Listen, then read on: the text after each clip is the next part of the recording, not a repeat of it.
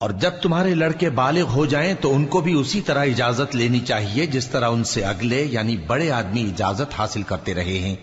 اس طرح اللہ تم سے اپنی آیتیں کھول کھول کر بیان فرماتا ہے، اور اللہ جاننے والا ہے، حکمت والا ہے۔ اور بڑی عمر کی عورتیں جن کو نکاح کی توقع نہیں رہی اور وہ زائد کپڑے اتار کر سر ننگا کر لیا کریں تو ان پر کچھ گناہ نہیں، بشرطے کہ اپنی زینت کی چیزیں نہ ظاہر کریں، اور اگر اس سے بھی بچیں تو یہ ان کے حق میں بہتر ہے،